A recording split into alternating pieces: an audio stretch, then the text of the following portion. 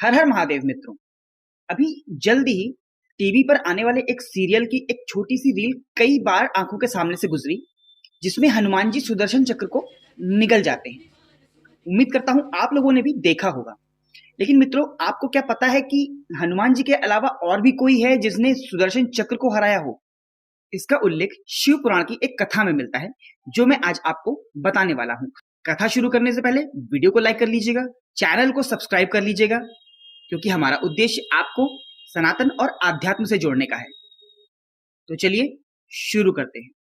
जब सती माता के पिता दक्ष प्रजापति ने अपने यहाँ यज्ञ का आयोजन किया और भगवान शिव को आमंत्रित नहीं किया, तब सती माँ ने भगवान शिव से यह जिद करी कि उनको उस यज्ञ में जाना है और अपने पिता से यह प्रश्न पूछना है कि उन्होंने उनके पति को आमंत्रित क्यों नहीं किया। सती माँ वहां जाती हैं, वाद विवाद होता है और अंत में सती माँ अपने आप को योगाग्नि में भस्म कर लेती हैं। इसके बाद जो भी गण सती माता के साथ वहां गए थे वो वापस कैलाश आते हैं और शिव जी को सूचित करते हैं। शिव जी बहुत क्रोध में आ जाते हैं और अपने सर से एक बाल निकालते हैं और वहीं कैलाश धरती पर पटक देते हैं। उस बाल के दो खंड होते हैं, एक खंड से वीरभद्र उत्पन्न होते हैं और दूसरे से महाकाली। भगवान विष्णु वीरभद्र को आदेश देते हैं कि वो महाकाली के साथ शिव गणों की सेना लेकर के जाएं और उस यज्ञ का विध्वंस करें और दक्ष को दंड दें। वीरभद्र महाकाली के साथ शिव गणों की सेना लेकर यज्ञ के स्थान पर पहुंचते हैं। दक्ष बहुत ज्यादा भयभीत हो जाते हैं और श्री विष्णु से आग्रह करते हैं कि आप इस यज्ञ के संरक्षक हैं और आपको ही इस यज्ञ को बचाना पड़ेगा। भगवान विष्णु दक्ष को समझाते हैं कि तुमने शिव जी का अपमान किया है और शिव जी के क्रोध को संभाल पाना इस संसार में किसी और के बस का नहीं है। जब दक्ष और भगवान विष्णु के बीच ये बातें हो रही थी, उसी बीच में वीरभद्र महाकाली के साथ गणों की सेना लेकर यज्ञ स्थान पर पहुंच जाते हैं और वहां पर त्राहिमाम शुरू हो जाता है।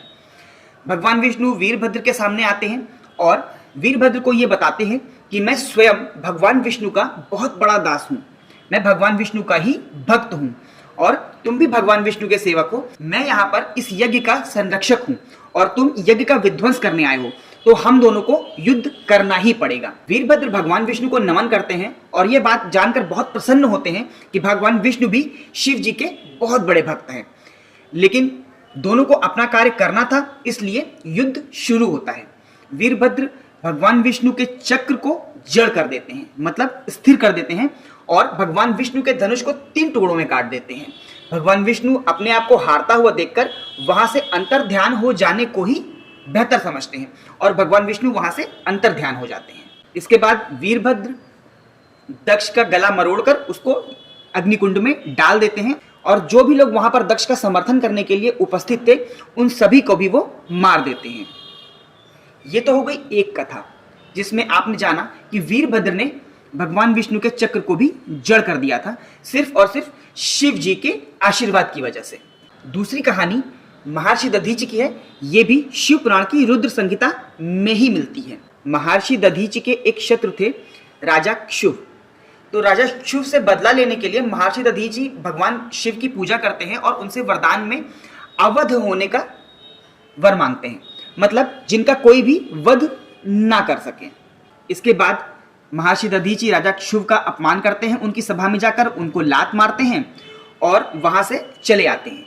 अपमान होने के बाद राजा क्षुभ भगवान विष्णु की पूजा करते हैं, उनकी तपस्या करते हैं और उसके बाद भगवान विष्णु से वरदान मांगते हैं कि मुझे ऐसा वरदान दीजिए कि मैं महर्षि दधीचि को हरा सकूं। लेकिन भगवान शिव के वरदान के कारण महर्षि दधीचि को हरा पाना संभव नहीं था, इसलिए भगवान विष्णु महर्षि दधीचि के पास साधु का वेश लेकर जाते हैं और उनसे वर मांगते हैं। चूंकि महर्षि दधीचि बहुत बड़े योगी थे, तो वो अपने योग बल से ये जान जाते हैं कि ये साधु कोई और नहीं, श्री हरि विष्णु ही है। तब महर्षि दधीचि विष्णु जी से कहते हैं कि आप अपने मूल स्वरूप में आइए, मैंने आपको पहचान लिया है। भगवान विष्णु अपने मूल स्वरूप में आते हैं और महर्षि दधीचि से कहते हैं कि राजा क्षुभ ने उनसे वरदान मांगा है, वो वरदान तो नहीं दे सकते आपको हराने का, लेकिन आप मेरे कहने से उनसे डर जाइए और उनसे ये कहिए कि मैं आपसे डर गया हूं। महर्षि दधीचि उनसे कहते हैं कि शिव जी ने उनको जो वरदान दिया है उसके कारण उन्हें किसी से भी भय लगता ही नहीं है। तब विष्णु जी को बहुत क्रोध आ जाता है और विष्णु जी उनके ऊपर अपने सारे अस्त्र शस्त्रों से आक्रमण कर देते हैं। लेकिन शिव जी के वरदान के कारण उनके किसी भी अस्त्र का महर्षि दधीचि पर कोई असर नहीं होता। तब विष्णु जी अपने चक्र को निकालते हैं।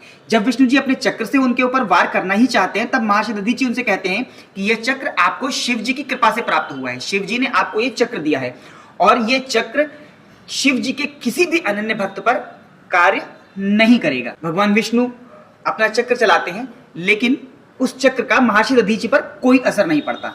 मतलब कि महर्षि दधीचि ने भी भगवान विष्णु के चक्र को हरा दिया था, वो भी सिर्फ और सिर्फ शिव जी की भक्ति और उनके वरदान के कारण।